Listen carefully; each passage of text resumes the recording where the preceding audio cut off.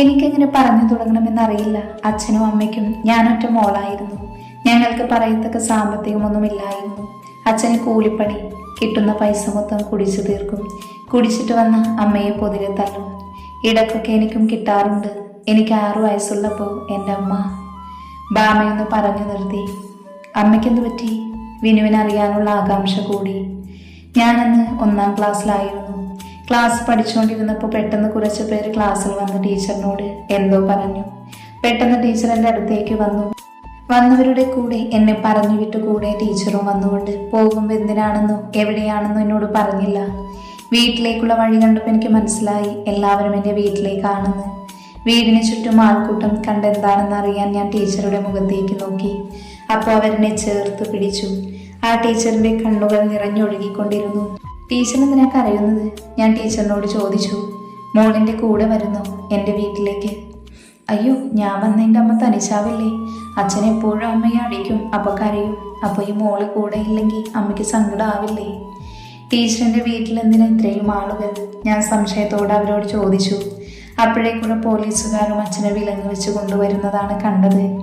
അയ്യോ police mama, എൻ്റെ അച്ഛനെ കൊണ്ട് പോവല്ലേ?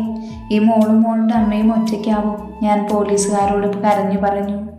മോളിങ്ങ് വന്നേ, ടീച്ചറൊന്ന് പറയുമോ എൻ്റെ അച്ഛനെ കൊണ്ടുപോവല്ലേന്ന്? ഞാൻ പറയാം, മോള് വാ. അവരിനകത്തേക്ക് കൂട്ടിക്കൊണ്ടുപോയി. എൻ്റെ വീടിനകത്ത് കുറേ ആളുകൾ എല്ലാവരും എന്നെ കാണുമ്പോൾ കരയുന്നു. ടീച്ചറെ, ഞാൻ അമ്മയെ നോക്കിയിട്ട് വരാമേ. മോളുടെ അമ്മയ്ക്ക് സുഖമില്ല, ആശുപത്രിയിലാണ്. അയ്യോ, എൻ്റെ അമ്മയ്ക്ക് എന്തു പറ്റി? എനിക്കിപ്പോൾ എൻ്റെ അമ്മയെ കാണണം. കുറച്ച് കഴിയുമ്പോൾ മോളുടെ അമ്മ വരും. വരുമോ? വരും മോളെ. അവരെ ചേർത്ത് പിടിച്ചു. വീട്ടിലാളുകൾ വന്നു പോയിക്കൊണ്ടിരുന്നു. അപ്പം ഞാൻ പ്രതീക്ഷയോടെ നോക്കും എൻ്റെ അമ്മയാണോ എന്ന്. രാത്രി ഏറെ വൈകി എൻ്റെ വീടിൻ്റെ മുന്നിൽ ഒരു വണ്ടി വന്ന് നിൽക്കുന്നത് കണ്ടു. അതിൽ നിന്നൊരു വെള്ള തുണിക്കെട്ട് എടുത്ത് ഉമ്മറത്തേക്ക് കിടത്തി. അവിടെ കൂട്ടം നിലവിളിയായി. എന്തിനാണെന്നറിയാതെ എനിക്കും സങ്കടം വന്നു. വരുന്നവരും പോകുന്നവരും എന്നെ കെട്ടിപ്പിടിച്ച് കരയുന്നു. അപ്പോൾ അതിലാരോ പറയുന്നത് കേട്ടു, ആ കിടക്കുന്നത് മോളുടെ അമ്മയാണെന്ന്. ഞാൻ സംശയത്തോടെ ടീച്ചറിൻ്റെ മുഖത്തേക്ക് നോക്കി. അപ്പോൾ ടീച്ചർ അതേന്ന് തലയാട്ടി. അതെന്താ എൻ്റെ അമ്മ ഇങ്ങനെ മൂടിപ്പുതച്ച് കിടക്കുന്നേ? അമ്മയ്ക്ക് പനിയാണോ? മോളുടെ അമ്മ ഉറങ്ങുവാ. ആണോ? അതെ. ഞാൻ വിളിച്ച അമ്മ എണീക്കും. മോളെയും കെട്ടിപ്പിടിച്ചേ അമ്മ ഉറങ്ങൂ. ഞാൻ വിളിക്കാം ടീച്ചറെ. ഇല്ല മോളെ, അമ്മ ഇനി എണീക്കില്ല. ഇല്ല, ഞാൻ വിളിച്ചാൽ എണീക്കും. അമ്മേ, ഒന്ന് എണീക്കമ്മേ. വിധി ടീച്ചറെ, ഞാൻ എൻ്റെ അമ്മയുടെ അടുത്തേട്ട് പോട്ടെ. മോളെ, അമ്മ ഇനി ഒരിക്കലും എണീക്കില്ല. അമ്മേ, എണീച്ചു വാ അമ്മേ. മോൾക്കമ്മയെ കാണാതെ സങ്കടം വരുക. വാ അമ്മേ. കുറച്ച് കഴിഞ്ഞതും കുറേ ആൾക്കാർ വന്ന് എൻ്റെ അമ്മയെ കൊണ്ടുപോയി. കൂടെ എന്നെയും ആ ടീച്ചർ കൊണ്ടുപോയി. പിന്നെ അവരെല്ലാം ചേർന്ന് എൻ്റെ അമ്മയെ തീയിൽ വെച്ച് കത്തിക്കുന്നതാണ് കണ്ടത്. അയ്യോ, എൻ്റെ അമ്മയ്ക്ക് വേദനിക്കും. അങ്ങനെ ചെയ്യല്ലേ. എൻ്റെ അമ്മ പാവമാ, വേദനിക്കും. ഞാൻ അലമുറയിട്ട് കരഞ്ഞുകൊണ്ടിരുന്നു. അമ്മേ, ഒന്ന് വാ. മോളും വരുക. എന്നെ വിട്, ഞാനും അമ്മയുടെ അടുത്ത് പോകുക. ഞാൻ പൊട്ടിക്കരഞ്ഞുകൊണ്ട് പറഞ്ഞു. കണ്ടു നിന്നവരുടെ കണ്ണുകളും നിറഞ്ഞൊഴുകിയിരുന്നു. ബാമ പൊട്ടിക്കരഞ്ഞു. ബാമേ, ആളുകൾ ശ്രദ്ധിക്കുന്നു, കരച്ചിൽ നിർത്ത്. എനിക്കിനി ഒന്നും പറയാൻ പറ്റില്ല വിനുവേട്ട, എനിക്ക് പേടിയാ. ഇനി ഒന്നും പറയണ്ട, മതി. നീ ഒന്ന് കരച്ചിൽ നിർത്ത്. നിന്റെ സങ്കടം എനിക്ക് മനസ്സിലാവും.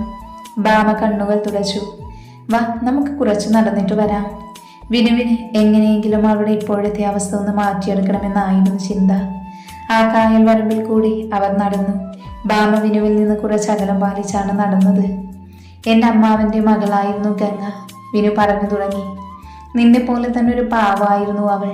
കുട്ടിക്കാലം മുതൽ ഗംഗ വിനുവിൻ്റെ പെണ്ണാണെന്നാണ് ഞാൻ കേട്ടു വളർന്നത്. അതുകൊണ്ട് അന്നു മുതൽ ഞാൻ അവളെ സ്നേഹിച്ചു തുടങ്ങി. അവൾക്ക് എന്ത് കാര്യത്തിനും ഞാൻ വേണം. അവൾ 10ാം ക്ലാസ് കഴിഞ്ഞപ്പോൾ അമ്മാവനും കുടുംബവും ബാംഗ്ലൂരിലേക്ക് പോയി. എനിക്ക് ജോലി കിട്ടിയാൽ ഉടൻ വിവാഹം നടത്താമെന്നാണ് അവർ പറഞ്ഞിരുന്നത്. അങ്ങനെ എനിക്ക് ജോലി കിട്ടിക്കഴിഞ്ഞ ഉടൻ അമ്മാവനെ വിളിച്ചു പറഞ്ഞിരുന്നു കല്യാണം പെട്ടെന്ന് നടത്തണമെന്ന്. അവർക്കും സന്തോഷമായിരുന്നു. പെട്ടെന്ന് തന്നെ വിവാഹം നടന്നു. ഞാൻ വലിയ സന്തോഷത്തിലായിരുന്നു. കല്യാണം കഴിഞ്ഞ അന്ന് രാത്രി, വിനുവേട്ട. എന്താ ഗംഗേ? എനിക്കൊരു കാര്യം പറയാനുണ്ട്. നീ പറഞ്ഞു പെണ്ണേ, ഇനി നിനക്ക് എന്ത് വേണോ പറയാലോ. എത്ര വർഷമായി ഞാൻ കാത്തിരിക്കുക എന്ന് എൻ്റെ പൊന്നിനറിയില്ലേ? എനിക്കറിയാം വിനുവേട്ട, അതുപോലെ ഞാനും കാത്തിരുന്നതല്ലേ. വിനുവേട്ടന് എനിക്ക് കുറച്ചുകൂടെ സമയം തരണം. എല്ലാ കാര്യങ്ങളുമായി ഞാനൊന്ന് പൊരുത്തപ്പെട്ട് വന്നിട്ട് പോരെ നമുക്കൊന്നിക്കുന്നത്. അതാണോ നിന്റെ ഇഷ്ടമാണ് പെണ്ണെ എൻ്റെയും. പിന്നെ ഇവിടുത്തെ കാര്യങ്ങളെല്ലാം നിനക്കറിയാലോ. എന്നാലും നമുക്ക് കുറച്ചു നാൾ കൂടെ അങ്ങ് പ്രേമിച്ചു നടക്കാം. എന്നിട്ട് മതി ബാക്കിയെല്ലാം, പോരെ? മതി വിനുവേട്ട, എനിക്ക് സന്തോഷമായി. ഞാനിത് എങ്ങനെ പറയുമെന്നറിയാത്ത ടെൻഷനിലായിരുന്നു. എൻ്റെ പെണ്ണിനൊരു ടെൻഷനും വേണ്ട. അവൾ അവൻ്റെ നെഞ്ചിലേക്ക് ചാഞ്ഞു. അങ്ങനെ ആ രാത്രി കടന്നുപോയി. തുടർച്ചയായി 3 മാസങ്ങൾ ഇങ്ങനെ തന്നെയായിരുന്നു.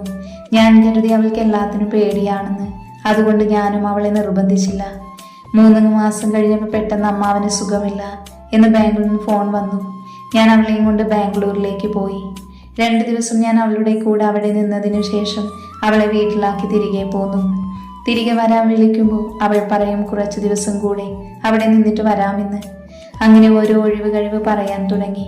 പിന്നെ വിളിച്ചാൽ ഫോൺ എടുക്കില്ല. അമ്മാവനെ വിളിച്ചിട്ടും എടുക്കുന്നില്ല. അങ്ങനെ ഞങ്ങളെല്ലാവരും ബാംഗ്ലൂരിലേക്ക് പോയി. ഞങ്ങളെ കണ്ടപ്പോൾ അവരെന്തോ പേടിക്കുന്നത് പോലെ തോന്നി. ഗംഗ എവിടെയാണെന്ന് ചോദിച്ചപ്പോൾ പറയുന്നുമില്ല. അച്ഛനൊന്ന് ചൂടായി സംസാരിച്ചപ്പോഴാണ് അവർ കാര്യം പറഞ്ഞത്. അവളുടെ കൂടെ കോളേജിൽ പഠിച്ചൊരു ചെറുക്കനുമായി അവൾ സ്നേഹത്തിലായിരുന്നു എന്ന്. അവളെ നിർബന്ധിച്ചാണ് കല്യാണത്തിന് സമ്മതിപ്പിച്ചതെന്ന്. കല്യാണം കഴിഞ്ഞിട്ടും അവൾ അവനെ വിളിക്കുമായിരുന്നു. അവൻ പറഞ്ഞിട്ടാണ് ഞാനുമായിട്ട് അകന്നു നിന്നത്.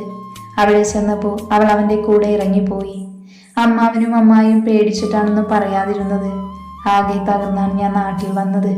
കുറച്ച് ദിവസം ജോലിക്കൊന്നും പോകാതെ വീട്ടിൽ തന്നെ ആയിരുന്നു. പിന്നെ വൈശാഖിന്റെ നിർബന്ധം കൊണ്ടാണ് ഞാൻ വീണ്ടും ജോലിക്ക് വന്നു തുടങ്ങിയത്. കല്യാണത്തിന് മുന്നേ ഒരിക്കലെങ്കിലും അവൾക്ക് എന്നോടെല്ലാം പറയാമായിരുന്നു. എങ്കിൽ ഞാൻ അവളുടെ ഇഷ്ടത്തിന് കൂടെ നിന്നേനെ. എനിക്ക് അവളെ ഒരുപാട് ഇഷ്ടമായിരുന്നു. എൻ്റെ സ്നേഹം അവൾ കണ്ടില്ല. ഇനി ആരെയും സ്നേഹിക്കാനും കഴിയില്ല. അവനൊന്ന് പറഞ്ഞു നിർത്തി. ബാമ കായലിലേക്ക് നോക്കി നിന്നു. ഇപ്പൊ ആ കുട്ടി? ബാമ ആകാംക്ഷയോട് ചോദിച്ചു. അറിയില്ല. അതിനുശേഷം അമ്മാവൻ ഇതുവരെ വിളിക്കുകയോ ഇങ്ങോട്ട് വരികയോ ചെയ്തിട്ടില്ല. അവരെക്കുറിച്ച് പിന്നീട് ഒരറിവുമില്ല. ബാമ എന്നോട് ക്ഷമിക്കണം. എനിക്ക് നിന്നെ സ്നേഹിക്കാനോ ഉൾക്കൊള്ളാനോ കഴിയില്ല. എനിക്കും അങ്ങനെയാ വിനുവേട്ട. വൈശാഖേട്ടനെ മറന്നൊരു ജീവിതമില്ല. പിന്നെ വിനുവേട്ടൻ അന്ന് പറഞ്ഞില്ലേ, അതുകൊണ്ടാണ് ഞാനും വിവാഹത്തിന് സമ്മതിച്ചേ. ബാമയ്ക്ക് ഞാൻ പറഞ്ഞ കാര്യത്തിന് സമ്മതമാണോ? എനിക്ക് സമ്മതമാണ്. പിന്നെ വീട്ടിൽ ഇങ്ങനെ പെരുമാറിയാൽ പറ്റില്ല. കുറച്ചുകൂടെ സ്നേഹത്തോടെ പെരുമാറണം. അമ്മയുടെ മുന്നിൽ നല്ലതുപോലെ അഭിനയിക്കണം. എനിക്ക് അഭിനയിക്കാൻ അറിയില്ല. സാരമില്ല, അതൊക്കെ താനേ വന്നോളും. പിന്നെ നിന്റെ ജോലിക്കാരും ഞാൻ പ്രിൻസിപ്പാളിനോട് പറഞ്ഞിട്ടുണ്ട്. സ്കൂളിൽ ആർക്കും അറിയില്ല ഞാൻ കല്യാണം കഴിച്ചു എന്ന്. ഇനി പറയാനും പോണ്ട. എൻ്റെ ബന്ധുവാണെന്നാ പറഞ്ഞത്.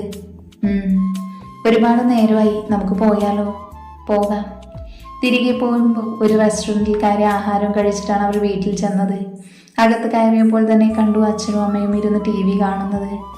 ബാമി, എനിക്കൊരു ചായ വേണം. അവൻ അവളോട് പറഞ്ഞ് അവരെ നോക്കി ഒന്ന് ചിരിച്ചുകൊണ്ട് മുകളിലേക്ക് പോയി. ബാമ അടുക്കളയിലേക്കും. ജയ അശോകിനെ ഒന്ന് നോക്കി. ചേട്ടാ, എന്തൊക്കെയോ മാറ്റങ്ങൾ കാണുന്നുണ്ടല്ലോ. എനിക്കും അങ്ങനെ തോന്നിയടി. അല്ലെങ്കിൽ അവൻ എന്നും നിന്നോടല്ലേ ചായ എടുക്കാൻ പറയുന്നേ? ഇപ്പോൾ അവളോടാ പറഞ്ഞത്. അതിനല്ലേ മനുഷ്യ ഞാൻ ബുദ്ധിപൂർവ്വം അവരെ പുറത്തേക്ക് അയച്ചത്. അവരൊന്ന് മനസ്സ് തുറന്ന് സംസാരിച്ച് കഴിയുമ്പോൾ അകൽച്ചയ്ക്ക് മാറുമെന്ന് എനിക്കറിയാമായിരുന്നു. അതുകൊണ്ടാണ് നിർബന്ധിച്ച് അവൻ്റെ കൂടെ അവളെയും വിട്ടത്. എന്തായാലും നിന്റെ ബുദ്ധി ഏറ്റെന്നാ തോന്നുന്നേ. അവളുടെ മുഖത്തും ഒരു സന്തോഷമൊക്കെ ഉണ്ടായിരുന്നു. ബാമ ചായയുമായി ഹാളിലേക്ക് വന്നു. അമ്മേ, അച്ഛാ, ചായ. അവൾ അവൾക്ക് ചായ കൊടുത്തു. മോളെ, നിങ്ങൾ കഴിച്ചില്ലല്ലോ. ഞങ്ങൾ പുറത്തുനിന്ന് കഴിച്ചമ്മേ. ആണോ? എന്ന് മോൾ അവന് ചായ കൊണ്ടുകൊടുക്ക്. ബാമ തലയാട്ടി വിനുവിനുള്ള ചായയുമായി മുകളിലേക്ക് പോയി. നീ പറഞ്ഞത് ശരിയാ ജയെ, എന്തൊക്കെയോ മാറ്റങ്ങളുണ്ട്. എല്ലാം ഒന്ന് നേരെയായാൽ മതിയായിരുന്നു. ഇനി ഇവിടെ ഒരു പേരക്കുട്ടി കൂടെ വരണം. നമുക്ക് അവരെയും നോക്കി അങ്ങ് ഇരിക്കണം, അല്ലേ ചേട്ടാ? അതേടി, എല്ലാം നടക്കും, നീ നോക്കിക്കോ. ബാമ റൂമിൽ ചെല്ലുമ്പോൾ വിനു ബെഡിൽ കിടക്കുവായിരുന്നു. ചായ? വിനു ബെഡിൽ നിന്നും എണീറ്റ് ബാമയുടെ കയ്യിൽ നിന്ന് ചായ വാങ്ങി. അമ്മ എന്തെങ്കിലും പറഞ്ഞോ? ഇല്ല. എന്തായാലും അവർക്ക് സംശയമൊന്നുമില്ലാത്ത രീതിയിൽ അങ്ങ് പോകട്ടെ. പിന്നെ സ്കൂളിൽ നിന്ന് സാറ് വിളിച്ചിരുന്നു. നാളെ നമുക്ക് അങ്ങോട്ട് പോകണം. സർട്ടിഫിക്കറ്റ് എല്ലാം കയ്യിലുണ്ടല്ലോ? ഉണ്ട്. ഞാൻ താഴേക്ക് പൊയ്ക്കോട്ടെ? അവൾക്കെന്തോ അവിടെ നിന്നപ്പോൾ വല്ലാത്ത വീർപ്പുമുട്ടൽ തോന്നി. പൊയ്ക്കോ. ബാമ താഴേക്ക് ചെന്നു. അമ്മേ, ഞാൻ പുറത്തോട്ടൊന്ന് ഇറങ്ങിക്കോട്ടെ? അതിനെന്തിനാ ബാമി അമ്മയുടെ അനുവാദം? ഈ വീടിനി മുതൽ നിന്റെയും കൂടെയല്ലേ? അങ്ങോട്ട് വന്ന വിനു പറഞ്ഞു. വാ, ഞാനും വരാം. നമുക്കെല്ലാം ഒന്ന് കറങ്ങിക്കാണാം. എന്താ? ബാമ അതിനൊന്ന് തലയാട്ടി. രണ്ടുപേരും പുറത്തേക്ക് ഇറങ്ങി. ജയയുടെയും അശോകിന്റെയും കണ്ണുകൾ സന്തോഷത്തോടെ നിറഞ്ഞു. വിനുവിന്റെ വീട് ഇരുനില കെട്ടിടമാണ്. വീടിന് പുറകുവശത്ത് 1 ഏക്കർ ഭൂമിയുണ്ട്. അവിടെ വിനുവിന്റെ അച്ഛൻ അശോകൻ ചെറിയ ചെറിയ കൃഷിയൊക്കെ ചെയ്യുന്നുണ്ട്. അതിനോട് ചേർന്നൊരു കുളവുമുണ്ട്. അതിൽ നിറയെ മത്സ്യകൃഷിയായിരുന്നു. പുറത്തിറങ്ങിയ ഭാമയ്ക്ക് വിനു വീടും പരിസരവും ചുറ്റി കാണിച്ചു കൊടുത്തു. അവിടെ കൃഷിയിടത്തിൽ പാവലും പയറും എന്നു വേണ്ട കുറെ പച്ചക്കറികൾ തന്നെ ഉണ്ടായിരുന്നു. അതൊക്കെ കണ്ടപ്പോൾ ഭാമയ്ക്ക് അത്ഭുതം തോന്നി. ഇതൊക്കെ ആരാ ഇങ്ങനെ നോക്കുന്നേ? ഭാമ സംശയത്തോട് ചോദിച്ചു. കൃഷിയൊക്കെ അച്ഛനാ നോക്കുന്നേ. ആണോ? ആന്നേ, അച്ഛൻ നല്ലൊരു കൃഷിക്കാരനാ. പണ്ട് മുതലേ ഇങ്ങനെ അച്ഛനും കൃഷിക്കാരനായിരുന്നു. പിന്നെ ഇടയ്ക്കൊക്കെ ഞാനും വന്ന് സഹായിക്കും. ഇതൊക്കെ എന്ത് ചെയ്യും? പച്ചക്കറി വാങ്ങാൻ കടയിൽ നിന്ന് ആള് വരും. പിന്നെ ഇത് മാത്രമല്ല, വേറൊരു കാര്യം കൂടെ ഉണ്ട്. വാ. അവൻ അവളെ കുളത്തിൻ്റെ അടുത്തേക്ക് കൊണ്ടുപോയി. കുളത്തിൽ പല വലുപ്പത്തിലുള്ള മീന് കണ്ട് ഭാമയ്ക്ക് അതിശയമായി. ഇത് എൻ്റെയാ കേട്ടോ. പിന്നെ ഇപ്പൊ സമയം കിട്ടാത്തത് കൊണ്ട് ഇത് ഞാനും അച്ഛൻ്റെ തലയിൽ വെച്ചു കൊടുത്തു. ഇനി മുതൽ നിനക്കും വേണമെങ്കിൽ ഇതിൽ പങ്കാളിയാവാം. നിർബന്ധിക്കില്ല, താല്പര്യമുണ്ടെങ്കിൽ മാത്രം. ഭാമ അനുസരണയോടെ തലയാട്ടി. നമുക്കിവിടെ കുറച്ചു നേരം ഇരുന്നാലോ? ഭാമയ്ക്ക് എന്തെങ്കിലും ബുദ്ധിമുട്ട്? ഇല്ല. അവൾ അവിടെ കുളത്തിനോട് ചേർന്ന് കിടക്കുന്ന പടിക്കെട്ടിലിരുന്നു. ഭാമതിനു മുമ്പ് ഇങ്ങനെ മീൻ വളർത്തുന്നത് കണ്ടിട്ടുണ്ടോ? ഇല്ല, ഞാൻ അങ്ങനെ പുറത്തൊന്നും ഇറങ്ങിയിട്ടില്ല. അവളുടെ കാര്യങ്ങൾ അവളുടെ നാവിൽ നിന്ന് തന്നെ അറിയണമെന്നായിരുന്നു അവന്റെ ആഗ്രഹം. അതിനുവേണ്ടി അവൻ ഓരോന്ന് ചോദിച്ചുകൊണ്ടിരുന്നു. ഞാൻ അനാഥാലയത്തിലായിരുന്നു. പഠിച്ചതും അവരുടെ സ്കൂളിലായിരുന്നു. പുറത്തേക്കൊന്നും പോയിട്ടില്ല. പിന്നെ എങ്ങനെയാ വൈശാഖിനെ കണ്ടത്? ഏട്ടനിടയ്ക്ക് അവിടെ വരുമായിരുന്നു അവിടുത്തെ കുട്ടികളെ പഠിപ്പിക്കാൻ. ഓ, ഞാൻ ഓർക്കുന്നുണ്ട്. അവൻ എന്നോട് പറഞ്ഞിട്ടുണ്ട് ഒരു അനാഥാലയത്തിൽ കുട്ടികളെ പഠിപ്പിക്കാൻ വരുന്ന കാര്യം. അങ്ങനെ എന്നെ കണ്ട് ഇഷ്ടപ്പെട്ടപ്പോൾ അവിടുത്തെ മദറിനോട് ചോദിച്ചു. അങ്ങനെ ഏട്ടനെ കൂടെ കൂട്ടിയത്. അവൻ്റെ വീട്ടിൽ പറയാതെയാണോ? അല്ല, അമ്മയ്ക്കറിയായിരുന്നു. സുധാമയുടെ സമ്മതത്തോടെ ആയിരുന്നു. അതിനുശേഷം എന്ത് സംഭവിച്ചു? അവിടെ ചെറിയൊരു ചടങ്ങ് നടത്തി എന്നെ ഏട്ടൻ്റെ കൂടെ പറഞ്ഞു വിട്ടു. എന്നെ വീട്ടിലാക്കി ഏട്ടൻ പുറത്തേക്ക് പോയി. പക്ഷേ തിരിച്ചു വന്നത് ഭാമ നീങ്ങിപ്പോയി. ഇനിയൊന്നും പറയണ്ടടോ, ബാക്കിയൊക്കെ എനിക്കറിയാം. ആക്സിഡൻ്റ് ആയി എന്ന് കേട്ടപ്പോഴേ ഞാൻ അങ്ങ് ഓടി വന്നതാ. പക്ഷെ അവനെ ജീവനോടെ കിട്ടിയില്ല. ഭാമ വെള്ളത്തിലേക്ക് നോക്കിയിരുന്നു. അതിനുശേഷം ഞാൻ പുറത്തേക്കൊന്നും ഇറങ്ങിയിട്ടില്ല. അമ്മ അമ്പലത്തിലൊക്കെ പോവാൻ വിളിക്കും. എനിക്ക് പോകാൻ തോന്നുന്നില്ല. അതുകൊണ്ട് ഞാൻ വീട്ടിൽ തന്നെ ഒതുങ്ങിക്കൂടി. വിനു ഭാമയുടെ മുഖത്തേക്ക് നോക്കി. ഞാനും ഇവളും ഇപ്പോൾ ഒരുപോലെയല്ലേ? ഞാൻ കല്യാണം കഴിച്ചു ഗംഗയുടെ കൂടെ 3 മാസം കൂടി താമസിച്ചിട്ടും ഞാനൊരു കുടുംബജീവിതം തുടങ്ങിയില്ല. ഇവൾ കല്യാണം കഴിച്ച അന്ന് തന്നെ വിധവയുമായി. അപ്പൊ എനിക്കും ഇവൾക്കും തമ്മിൽ എന്താ വ്യത്യാസം? 2 പേരും ഒരേപോലെ ദുഃഖിതരല്ലേ? ഇനിയും ഇവളെ ഇങ്ങനെ സങ്കടപ്പെടുത്തും. അവൻ വല്ലാത്ത ആശയക്കുഴപ്പത്തിലായി.